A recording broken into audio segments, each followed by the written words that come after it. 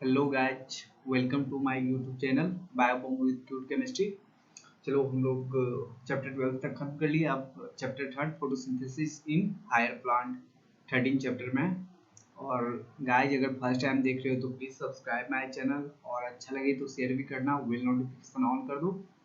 ये जो हम कर रहे हैं क्विक रिवीजन ऑफ एनसीईआरटी कर रहे हैं, जल्दी जल्दी पढ़ रहे हैं, ठीक है। और मेन इंपॉर्टेंट, और इसके बाद जो है हर चैप्टर का ट्रिक भी दूंगा, इसलिए प्लीज सब्सक्राइब करो, तब आप देख पाओगे ना मेरा चैनल, ठीक है। चलो आओ पढ़ते हैं। Photosynthesis in plant. फोटोसिंथेसिस जो है ये एक फिजियोकेमिकल प्रोसेस है। क्या है? फिजियोकेमिकल प्रोसेस है। सॉरी। ये जो है photosynthesis is a physiochemical process. Physiochemical process by which they use light energy driven synthesis organic मतलब फोटोसिंथेसिस लाइट एनर्जी का यूज करके जो है ऑर्गेनिक कंपाउंड बनाता है ना। तो उसे ये एक फिजियोकेमिकल प्रोसेस है। फिजियोकेमिकल पीसीपी है, फिजियोकेमिकल प्रोसेस है। आ जाओ फोटोसिंथेसिस, ये बहुत इंपॉर्टेंट पॉइंट है। फोटोसिंथेसिस दो रीजन के लिए इंपॉर्टेंट हो जाता है। एक तो प्राइमरी सोर्स है, जितने भी फूड बनते हैं या सबके खाने का जो इंतजाम होता है वो फोटोसिंथेसिस से होता है, ठीक है। अर्थ पे जितने भी है। और दूसरा जो है, जो भी रिलीज होता है ऑक्सीजन, वो फोटोसिंथेसिस की वजह से होता है। अब आ जाओ नीचे। यहाँ पे कुछ नहीं है, यहाँ पे ये ध्यान रखना, जो वेरिकेटेड लीफ एक्सपेरिमेंट था वो किसके लिए था? क्लोरोफिल इसेंशियल होता है ना, उसके लिए था। अब आ जाओ यहाँ पे, ये जो मॉल एक्सपेरिमेंट था KOH वाला, ये किसके लिए है? ये CO2 इसेंशियल होता है, मतलब इसमें फोटोसिंथेसिस में। देखो CO that CO2 required for photosynthesis, इसके लिए था। ये देखो जोसेफ प्रिस्ले, इसका थोड़ा सा याद देख लेना। वेलजार एक्सपेरिमेंट किया था, वेलजार एक्सपेरिमेंट किया था। यही जो है 1774 में ऑक्सीजन का डिस्कवर किया था। और कैंडल को लिया था, एक माउस को लिया था। और पूछा जाएगा एग्जाम में, जो प्लांट लिया था वो प्लांट क्या चीज का था? कोई ध्यान नहीं देता भाई। वो प्लांट मिंट प्लांट था, मिंट प्लांट था। अब आ जाओ जॉन इंगेनहाउस, ये जो बताया था, क्या बताया था कि सनलाइट इसेंशियल है, सनलाइट इसेंशियल है, ठीक है। अब आ जाओ जूलियस बॉन्सेक्स, ये क्या बताया था कि ग्लूकोज इसका स्टार्च जो है, ग्रीन प्लांट जो है स्टार्च स्टोर करता है। यही बताया था कि जो ग्रीन पार्ट है वही फोटोसिंथेसिस करता है। और एज अ ग्लूकोज जो है usually start stored as a starch. ये बताया था जूलियस बॉन्सेक्स ने, ये देख लेना। और ये भी बताया था क्लोरोफिल जो लोकेटेड होता है स्पेक्ट्रल बॉडी में, उसे क्या बोलते हैं? क्लोरोप्लास्ट। अब आ जाओ, ये मेन है, यहाँ से पूछा गया है TW इंगल पर। ये जो पूछा जाता है कि जो बैक्टीरिया लिया था वो क्या लिया था? वो ग्रीन एल्गा था, जिसका नाम क्या था? क्लैडोफोरा था, क्लैडोफोरा था। ये क्या क्या था? एरोबिक। और ये क्लैडोफोरा जो होता है एरोबिक बैक्टीरिया होता है। तो ये एक्शन स्पेक्ट्रम फर्स्ट जो होता है, first action spectrum photosynthesis describe. ये क्या किया था? ये देख रहा था कि एक जो है प्रिज्म लिया था, उसको जो है क्लैडोफोरा ले लिया था और देखा था कि वो जो है किस किस रीजन में ज्यादा फोटोसिंथेसिस हो रहा है। तो देखा था कि रेड रीजन और ब्लू रीजन में बैक्टीरिया सबसे ज्यादा जमा हुए थे। तो इसका मतलब क्या, वहां पे एयर का इवोल्यूशन ज्यादा हुआ था, फोटोसिंथेसिस ज्यादा हुआ था, इसे यही पता चल रहा था। तो कौन सा बैक्टीरिया था? क्लैडोफोरा था, एरोबिक बैक्टीरिया था। इट रिसेंबल रफली the absorption spectrum of chlorophyll A and B, ठीक है।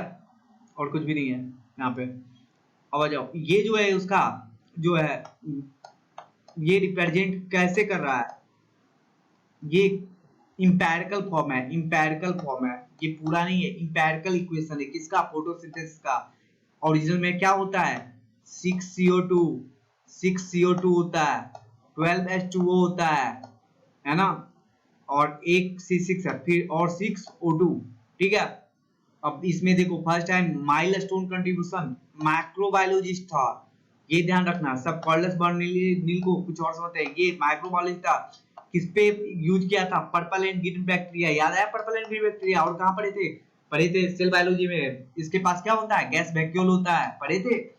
बीजी and PG blue green alga और पर्पल ग्रीन के पास क्या था?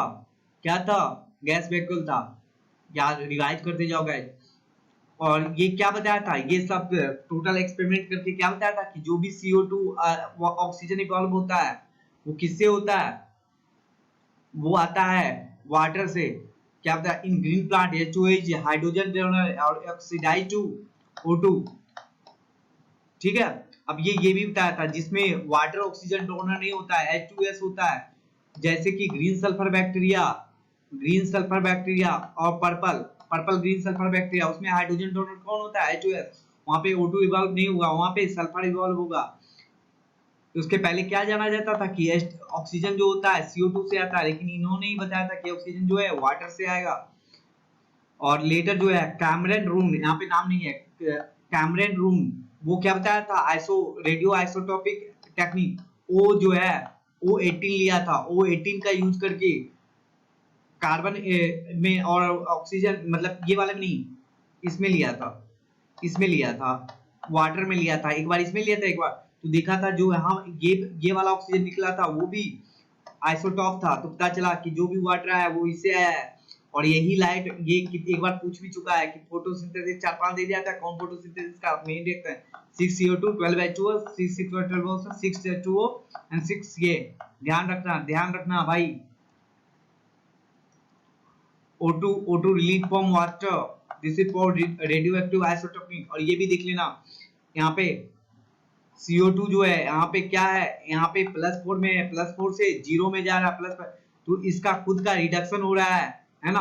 तो और इसको रिड्यूस कर रहा है, रिड्यूसिंग एजेंट वाटर होगा, ये खुद जो है रिड्यूस हो रहा है ना। और ये वाटर को ऑक्सीडाइज कर रहा है ऑक्सीजन में। ठीक है, अब आ जाओ, हम लोग समझते हैं कि फोटोसिंथेसिस एक स्टेप का नहीं, मल्टीपल स्टेप का प्रोसेस है। ठीक है, अब फोटोसिंथेसिस कहाँ होता है, ये देखो, usually chloroplast align themselves in the wall of mesophyll cell, they get optimum quantity, है ना, कि वो अलाइन कर लेता है ऑप्टिमम। अब बोल रहा है, यहाँ पे पूछ रहा है, when do you think chloroplast will align with their flat surface और parallel to the wall, when would be the perpendicular. ये बोल रहा है कि क्लोरोप्लास्ट जो है वॉल के, कब ये ऐसे पैरेलल में होगा, कब ये ऐसे पैरेलल में होगा, और कब ये, मतलब ये कब ये जो है परपेंडिकुलर है, सॉरी गाइस, कब ये परपेंडिकुलर में होगा और कब ये वॉल के पैरेलल में होगा। ये कब वॉल के, ये जो है पैरेलल है और ये परपेंडिकुलर 90 डिग्री बना रहा है ना, तो परपेंडिकुलर है। तो ये तब होगा जब ज्यादा सफिशिएंट सनलाइट हो, सनलाइट ज्यादा हो, लाइट की जो है अवेलेबिलिटी ज्यादा रहेगा तब। और यहाँ पे सनलाइट जब कम रहेगा तो फ्लैट हो जाएगा। ठीक है गाइस, ये इसका आंसर है। अब यहाँ पे क्लियर डिवीजन ऑफ लेबर होता है, ठीक है ना, there are clear division of labour of chloroplast, they are disposal light in synthesis of ATP. Light, यहाँ पे 2 रिएक्शन है, ऐसे याद रखना,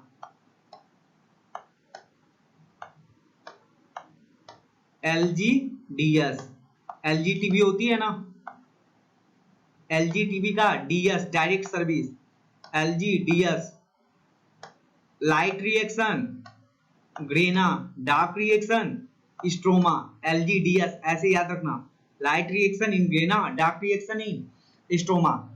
तो यहाँ पे क्या होगा, formal reaction they are directly light reaction. तो लाइट रिएक्शन में जो है ये ATP, यहाँ पे ATP और NADPH बनता है, और इसका यूज डार्क रिएक्शन में होता है। तो लाइट रिएक्शन लेटर और डायरेक्टली बट नॉट डिपेंडेंट, ये अब डार्क रिएक्शन मतलब नहीं, ये तो लाइट रिएक्शन लाइट में होता है, लेकिन डार्क रिएक्शन को ये नहीं समझना कि लाइट रिएक्शन होता है उसके और डार्क रिएक्शन डार्क में होता है, नहीं। लाइट डार्क रिएक्शन भी कहीं ना कहीं लाइट के प्रोडक्ट पे डिपेंड होता है। ये जो ATP NADPH बनता है वो डार्क रिएक्शन में यूज होता है। तो यहाँ पे हेंस डिस्ट्रीब्यूट लेटर, तो ये दोनों का कंट्रास्ट करिए कि एक को लाइट रिएक्शन बोला तो दूसरे को डार्क बोल दिया, समझ गया।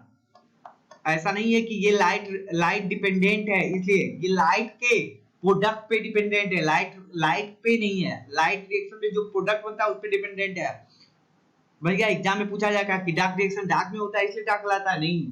ठीक है, और इसमें थोड़ा सा इसलिए इंपॉर्टेंट है, आउटर इनर स्ट्रोमा लैमेलिक ग्रेना को पहचान जाओगे। मेन है यहाँ पे देखो, ये जो डॉट डॉट स्ट्रक्चर है ग्रेन्यूल जैसा छोटा छोटा, ये राइबोसोम है, ये स्टार्च ग्रेन्यूल्स है, और ये लिपिड का है, नीचे लिपिड है ना, हाँ लिपिड है, ये लिपिड है, ये देखो लिपिड है, ये स्टार्च है, ये राइबोसोम है। ध्यान रखना, अभी तक पूछा तो नहीं गया है लेकिन नीट में आ सकता है। अब आ जाओ यहाँ पे, ये पूछा गया है नीट में कि जो लिप पिगमेंट होता है उसको सेपरेट करते हैं क्या चीज से, चार ऑप्शन डिफरेंट डिफरेंट था। पेपर क्रोमेटोग्राफी से करते हैं, और जिसपे करते हैं वो क्रोमेटोग्राम कहलाता है, वो क्रोमेटोग्राम कहलाता है। और यहाँ पे याद कर लो गाइस, याद कर लो जाए, क्लोरोफिल ए जो है ब्लू ग्रीन होता है, क्लोरोफिल ए जो है ब्लू ग्रीन होता है। ऐसे याद रखना कि ये ब्लू ग्रीन एल्गी में क्लोरोफिल होता था ना, तो क्लोरोफिल ए ब्लू ग्रीन होता है। और ये जो होता है क्लोरोफिल बी, ये येलो ग्रीन होता है, येलो ग्रीन होता है। जिंथोफिल येलो होता है, और कैरोटीनॉइड येलो ऑरेंज होता है। यहाँ पे देख लो, येलो टू येलो ऑरेंज। ये देखो क्लोरोफिल ब्राइट और ब्लू ग्रीन होता है क्रोमेटोग्राम पे। In the chromatogram chlorophyll yellow green होता है, येलो ग्रीन होता है। जेंथोफिल येलो होता है, carotenoid yellow to yellow orange होता है। जेंथोफिल येलो होता है तो याद रहेगा, जेंथोफिल याद रहेगा, क्लोरोफिल ए याद रहेगा, क्लोरोफिल बी और कैरोटीनॉइड में फंसोगे, याद रखना भाई, एग्जाम में पूछेगा। ये देख लो, ये थोड़ा सा एब्जॉर्प्शन, ये एब्जॉर्प्शन लाइट ऑफ क्लोरोफिल, ये जो है एक्शन स्पेक्ट्रम है, और ये जो है एब्जॉर्प्शन स्पेक्ट्रम है ना। देखो नीचे दे रखा है, सबसे ऊपर वाला जो है एब्जॉर्प्शन स्पेक्ट्रम है, और ये जो है एक्शन स्पेक्ट्रम है, और नीचे दोनों का मेल है। तो ये एब्जॉर्प्शन स्पेक्ट्रम है कि किस किस लाइट में ज्यादा photosynthesis, absorption of light by chloroplast pigment किस किस में मतलब ज्यादा होता है, मतलब क्लोरोप्लास्ट पिगमेंट जो है लाइट एनर्जी किस वाले में। ये देखो विवग्योर है, violet, indigo, blue, green, yellow, orange. 400 से स्टार्ट होगा और 700 तक अप्रॉक्स, 680 होता है, 700 ध्यान रखना, ठीक है, 400 से 700 तक। तो ये देखा गया है, ऐसे याद रखना। ये देखो क्लोरोफिल ए का है, ये यहाँ क्लोरोफिल ए है, फिर ये बीच जो स्टार्ट हो रहा है, जरूरी नहीं एग्जाम में तुम्हें कलर देगा इसलिए कलर से मत याद रखना। ये क्लोरोफिल ए सबसे बॉटम में क्लोरोफिल ए है, फिर कैरोटीनॉइड है, फिर क्लोरोफिल बी है। ये इसको ऐसे याद कैसे रखोगे, नीचे से आओ चलें बॉम्बे या भुवनेश्वर, जैसे याद होगा आओ चलें भुवनेश्वर या बॉम्बे, ठीक है, विद्यो याद रहेगा। ये ऊपर वाला एब्जॉर्प्शन स्पेक्ट्रम है। ये देखो एक्शन स्पेक्ट्रम है कि कहां पे ज्यादा O2 रिलीज हुआ है, तो सबसे ज्यादा कहां पे, एक ब्लू रीजन में और एक रेड रीजन में हुआ है। ये देखो, ये जो है एक्शन स्पेक्ट्रम है, ऊपर वाला एब्जॉर्प्शन स्पेक्ट्रम था, ये दोनों का मैच है। ये ऊपर वाला देखो रेट ऑफ फोटोसिंथेसिस, जिसे एक्शन स्पेक्ट्रम बोलते हो, रेट ऑफ फोटोसिंथेसिस है ये, इसी को एक्शन स्पेक्ट्रम भी बोलेंगे। और ये देखो एब्जॉर्प्शन, ये किसका है, ध्यान करो, ये किसका हम लोग देख रहे हैं, ये किसका है, ये क्लोरोफिल का, ये क्लोरोफिल ए का है, नहीं गाइस क्लोरोफिल बी का है, सॉरी क्लोरोफिल बी का है, इसीलिए वापस में देख लिया था, क्लोरोफिल बी का है, लेकिन क्लोरोफिल ए का देना चाहिए, क्लोरोफिल ए का देना चाहिए। लिख क्या रखा है, graph showing the action ever, sorry chlorophyll A नहीं है गाइस, ये क्लोरोफिल बी है, इसमें दिया गया है उल्टा, ये क्लोरोफिल बी है, इसीलिए मैं वापस चेक किया, मुझे लग रहा था ये क्लोरोफिल बी है। Can you see that wavelength, अब इसमें ये बताया गया कि देख रहे हो किस किस में ज्यादा सा एब्जॉर्प्शन हुआ है, और देख ली भाई ब्लू और रेड रीजन में, ब्लू और रेड रीजन में हेंस कंक्लूडेड है। इससे क्या दिखता है, क्लोरोफिल ए जो है चीप पिगमेंट है, क्लोरोफिल ए जो है चीप पिगमेंट है, और कुछ भी इंपॉर्टेंट नहीं है। यहाँ पे आ जाओ, यहाँ पे ये बोल रहा है कि मोस्ट ऑफ जो भी हुआ है ग्राफ मोस्टली किसमें, ब्लू और रेड, देख लिए। यहाँ पे बोल रहा है क्लोरोफिल ए तो मेजर पिगमेंट है, वो ट्रैपिंग लाइट करता है थैलेकोइड में, लेकिन इसके साथ साथ क्लोरोफिल बी, जेंथोफिल और कैरोटीनॉइड, क्लोरोफिल बी, जेंथोफिल और कैरोटीनॉइड जो है वो एसेसरी पिगमेंट है।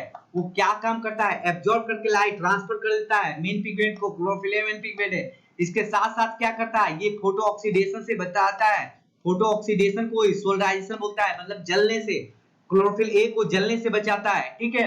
और ये जो है इससे क्या होता है, सब मिलकर एब्जॉर्ब करता है, तो एक वाइडर वेवलेंथ ऑफ लाइट को प्लांट जो है यूज कर पाता है, इसीलिए सब मिल करके करते हैं फोटोसिंथेसिस, ठीक है। अब आ जाओ लाइट रिएक्शन।